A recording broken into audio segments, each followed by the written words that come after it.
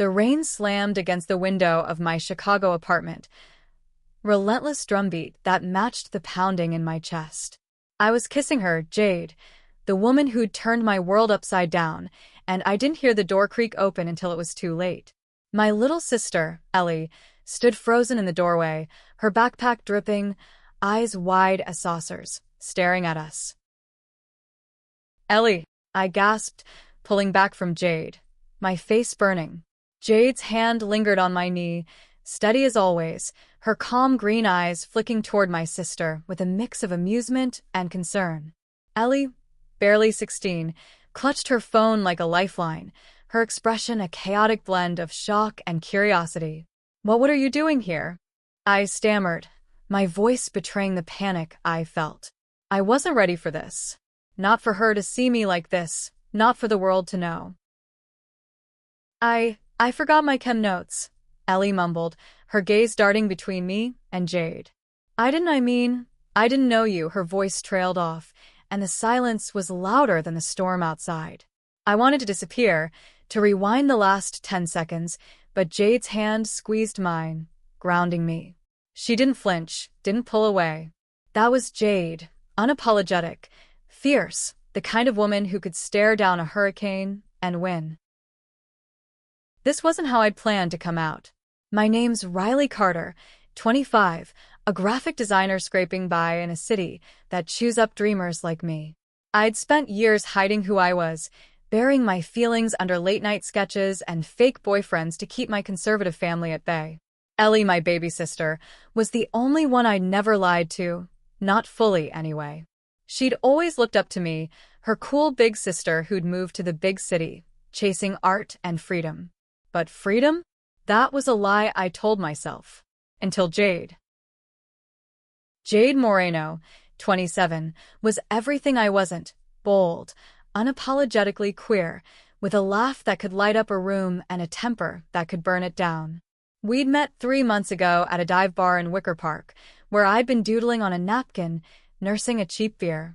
She'd slid into the stool next to me, pointed at my sketch, a half-finished portrait of a woman with stormy eyes, and said, "That's me, right?" I laughed, nervous, and she bought me a drink.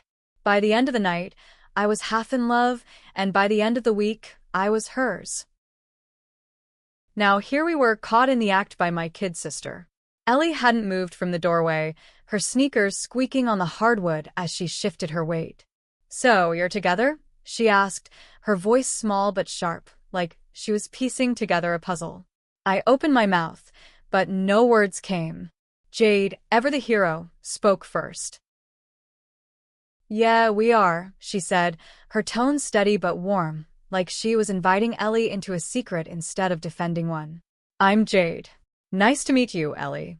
She stood, offering a hand, her leather jacket creaking as she moved. Ellie blinked, then shook it, her face softening just a fraction. "I didn't mean to barge in," Ellie said, her cheeks pink. I didn't know you were." She gestured vaguely, and I knew she meant me. Lesbian. Gay. Something I hadn't said out loud to her, or anyone in our family. Our parents, back in suburban Ohio, were the kind who went to church twice a week and thought alternative lifestyles were a sin you could pray away. I'd spent my whole life dodging their expectations, but I'd never planned to drag Ellie into it. "It's okay," I said finally, my voice steadier than I felt. "I should have told you." The words hung heavy, an admission I couldn't take back. Ellie nodded slowly, her eyes searching mine.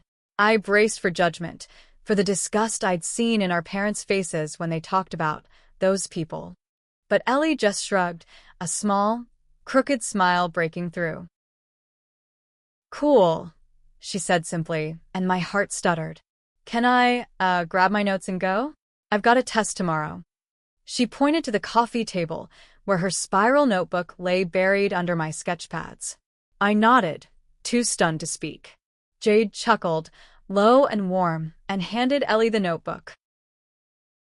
"Study hard, kid," Jade said, winking. Ellie grinned, a real one this time, and headed for the door. But before she left, she turned back, her eyes locking on mine. Riley, she said, hesitating. You don't have to hide. Not from me. And then she was gone, the door clicking shut behind her, leaving me and Jade in the quiet hum of the apartment. I sank onto the couch, my hands shaking. Jade sat beside me, her arms slipping around my shoulders. That went better than expected, she murmured, her lips brushing my temple. I laughed, a shaky, relieved sound, but the weight of Ellie's words lingered. You don't have to hide. For the first time, I wondered if that could be true. But this was only the beginning. Ellie knowing was one thing. Our parents were another. And Jade, with her fearless heart, had her own battles, a family that had disowned her years ago, a past she didn't talk about. Our love was real, but it was fragile, built in a world that didn't always make space for us. As the rain slowed to a drizzle outside, I knew this moment. Ellie's acceptance, Jade's warmth, was a spark. But sparks could ignite fires, and I wasn't sure if we were ready for the blaze. The next morning, I woke to the smell of coffee and Jade humming in my tiny kitchen. She was flipping pancakes, her hair tied back in a messy bun, wearing my old Band of Horses t-shirt. It was too big on her, slipping off one shoulder, and I couldn't stop staring. Morning sunshine, she said, catching my eye with a grin. Your sister's cool, by the way. Handled that like a champ. I groaned, rubbing my face as I slid onto a bar stool. I still can't believe she saw us. I mean, what if she tells Mom and Dad? The thought made my stomach twist. Our parents weren't just conservative. They were the kind who'd show up at my door with a Bible and a lecture. I'd moved 300 miles to escape their rules, but their voices still echoed in my head. Jade slid a plate of pancakes in front of me, her hand brushing mine. Ellie won't snitch. She's got your back. Her confidence was infectious, but I wasn't so sure. Ellie was sweet, but she was still a teenager, and teenagers talk. I poked at my breakfast, my appetite gone. Riley, look at me, Jade said, her voice soft but firm. I met her gaze, those green eyes steady as ever. You can't keep living like you're one wrong move from losing everything. You're allowed to be happy. Her words hit like a punch, because she was right. I was always waiting for the other shoe to drop. We spent the day sketching together, our usual routine. Jade wasn't an artist, but she loved watching me work, her commentary a mix of teasing and awe. You make it look so easy, she said, leaning over my shoulder as I shaded a portrait of her. I'd caught the curve of her jaw, the spark in her eyes, but I couldn't capture her fire. That was all Jade. By afternoon, my phone buzzed with a text from Ellie. Hey, can we talk? Alone? My heart sank. Jade raised an eyebrow, but didn't push when I said I needed to meet my sister. I found Ellie at a coffee shop near her school, her hoodie pulled up, earbuds dangling. She looked younger than 16, her freckles stark against her pale skin. So, she started, stirring her latte. You and Jade. How long? Her tone wasn't accusing, just curious, but I still felt exposed. 3 months, I admitted. It's new and complicated. I told her about the bar, about Jade's laugh, about how I'd never felt so alive. Ellie listened, her eyes wide, and when I finished, she leaned back, processing. That's cool, she said finally. I mean, I didn't expect it, but it's cool. You seem happy. Her smile was genuine, but there was a flicker of worry in her eyes. Just be careful, okay? Mom and Dad, they're not like me. I nodded, my throat tight. I know. Thanks, Elle. We hugged, and for a moment, I felt like maybe I could do this. Maybe I could be honest, at least with her. But that night, Jade got a call that changed everything. She was pacing the apartment, her phone pressed to her ear, her voice sharp. No, you don't get to do this now, she snapped, then hung up, her face pale. When I asked what was wrong, she hesitated, then said, My ex. She's back in town. Wants to talk. Your ex? I echoed, my stomach dropping. Jade never talked about her past, but I'd pieced together enough. A bad breakup, a family that cut her off when she came out. I didn't know the details, but the look on her face told me this wasn't just a casual call. Her name's Mia, Jade said, sinking onto the couch. We were together for 2 years. It ended badly. She didn't elaborate, and I didn't push, but the air felt heavier, like a storm was brewing. I wanted to ask a million questions. Who was Mia? Why was she calling now? Was Jade still in love with her? But I held back. Jade's hand found mine, and she squeezed it, her eyes searching. I'm with you, Riley. Okay? That's what matters. I nodded, but doubt crept in. Jade was my anchor. But what if her past was a tide I couldn't fight? As we curled up together that night, her arms around me, I couldn't shake the feeling that our spark was about to be tested. The next week was a blur of tension. Jade was distracted, her usual fire dimmed. She'd get texts and step outside to take them, her voice low and clipped when she returned. I tried not to pry, but every unanswered question felt like a crack in our foundation. Meanwhile, Ellie kept texting me, checking in, her messages a mix of teenage slang and surprising wisdom. You got this, sis. Just be you, she wrote, and I clung to those words like a lifeline. One evening, I came home to find Jade packing a bag. I'm meeting Mia, she said, her voice flat. She's been blowing up my phone. I need to deal with this. My heart raced, but I nodded, trying to trust her. She kissed me, quick and fierce, before leaving. I'll be back tonight. Promise. She wasn't. I stayed up until 2 a.m., sketching to keep my mind off the worst-case scenarios. When she finally stumbled in, her eyes red-rimmed, I knew something was wrong. Mia's in trouble, she said, collapsing onto the couch. She's been sober for a year, but she's slipping. Asked me to help. Help how? I asked, my voice sharper than I meant. Jade sighed, rubbing her temples. She needs a friend, Riley. That's all. But her eyes didn't meet mine, and I felt the distance growing. I wanted to scream, to demand answers, but I just nodded, swallowing my fear. The next day, Ellie came over, her backpack slung over one shoulder. You look like crap, she said bluntly, plopping onto the couch. I laughed, despite myself, and told her about Mia. Ellie listened, her brow furrowed, then said, You trust Jade, right? Then let her handle it. Don't let this mess with your head. Her words were simple, but they grounded me. I spent the day with her, sketching while she did homework, the normalcy a balm to my nerves. But when Jade came home that night, she was quiet, her usual spark gone. Mia's staying with a friend, she said. I'm done with her drama. But the way she avoided my gaze told me it wasn't over.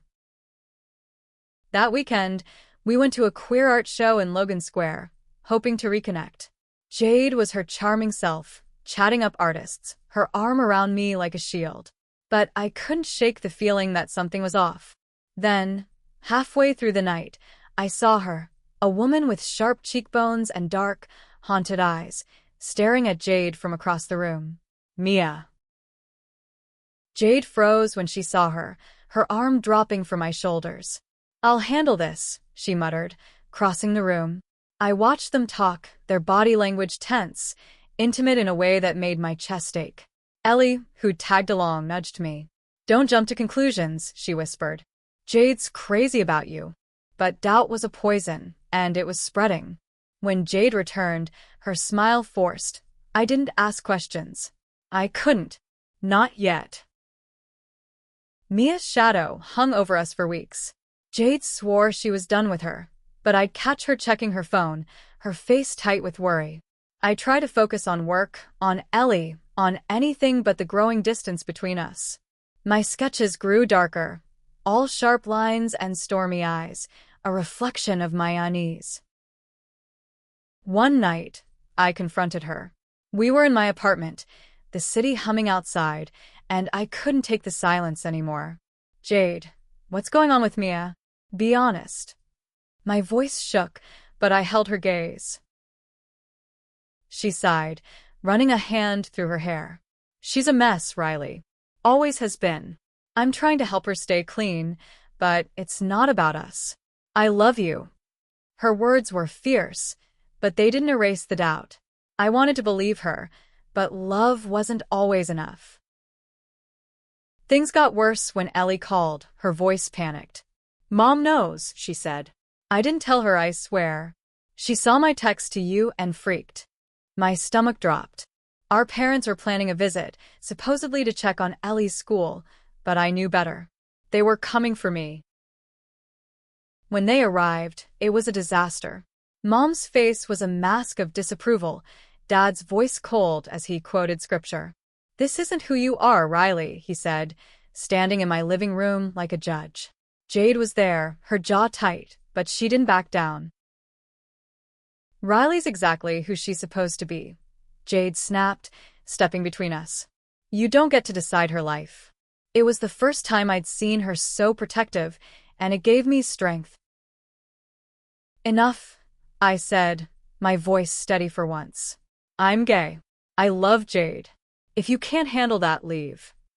The words felt like freedom, but the look on Mom's face, disgust, betrayal, cut deep. They left without another word, Ellie trailing behind, her eyes apologetic. That night, Jade held me as I cried. "You did good," she whispered. "I'm proud of you." But even her warmth couldn't erase the pain of losing my family. And Mia was still out there, a ghost we couldn't shake. The fallout with my parents left me raw, but Ellie was my rock. She snuck over whenever she could, bringing takeout and bad jokes to cheer me up. "They'll come around," she said, but I wasn't so sure. Jade, meanwhile, was pulling away, her focus split between me and Mia's chaos. I hated how much it hurt, how much I needed her. One night, I found Jade at a bar, Mia at her side. They weren't touching, but the familiarity in their glances was a knife to my heart. I left before Jade saw me, my mind spiraling. Was I losing her? Was this my fault for not being enough? Ellie found me the next day, curled up with my sketch pad. "You're an idiot if you think Jade doesn't love you," she said, blunt as ever. "Talk to her. Don't let this ruin you." Her words pushed me to confront Jade, but when I got to her place, Mia was there, passed out on her couch. "She showed up high," Jade explained, her voice tired. I couldn't leave her on the street. I wanted to scream, to tell her to choose me, but I saw the exhaustion in her eyes. She was trying to save someone who didn't want saving, and it was breaking her. "I can't keep doing this," I said, my voice breaking. "I love you, Jade, but I need you to choose." Her face crumpled, but she nodded. "I choose you," she said, pulling me close. "I'm done with her. For good." But even as we kissed, I wondered if it was too late. Jade cut me off, blocking her number, but the damage was done. Trust was a fragile thing, and ours was cracked. We tried to rebuild, spending nights cooking together, laughing like we used to, but I could feel the strain. Ellie noticed it too, her visits filled with worried glances. "You guys are gonna make it, right?" she asked, and I didn't have an answer. Then came the call from Mom. She wanted to talk, to fix things. I agreed to meet, against Jade's advice. At a diner outside the city, Mom sat across from me, her hands clasped tight. "We can get you help," she said, her voice soft but firm. "This lifestyle isn't you." I stood, my chair scraping the floor. "This is me," I said. "And I'm done trying to be someone else." I walked out, my heart pounding but lighter. Ellie texted me later. "Proud of you. Love you." It was enough to keep me going. Back home, Jade was waiting, her eyes searching. "You okay?" she asked, and I nodded, pulling her close. For the first time, I felt like I was choosing myself, not just her. We made love that night, slow and deliberate, like we were stitching ourselves back together. But life wasn't done testing us. A week later, Mia showed up at my apartment, sober but desperate. "I need Jade," she said, her voice raw. "I'm trying to stay clean, but I can't do it without her." I saw the pain in her eyes, the same pain I'd felt, and I made a choice. Jade's not your answer, I said gently. But I'll help you find someone who can. I gave her the number for a local support group, and she left, tears streaming down her face. When I told Jade, she looked at me like I'd hung the moon. You're incredible, she said, and I believed her. Months passed, and the cracks in our relationship began to heal. Jade and I found a rhythm, our love stronger for the battles we'd faced. Ellie was our biggest cheerleader, sneaking out to join us for movie nights, her laughter filling the apartment.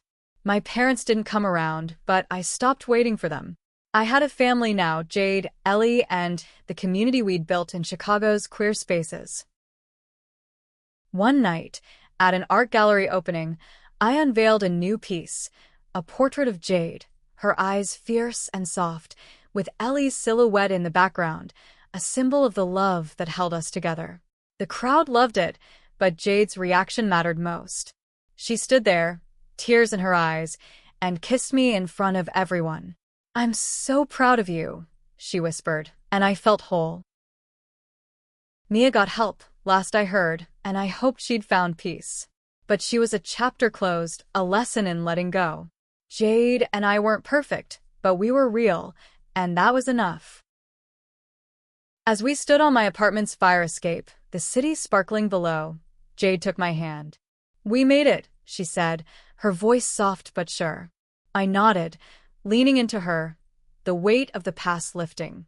Ellie's words echoed in my mind. "You don't have to hide." And I didn't. Not anymore. Our love wasn't a spark anymore. It was a flame, steady and bright, burning through the storms. And with Jade by my side, I knew we could face anything. The world wasn't always kind, but it was ours, and we'd carve out our place in it, together.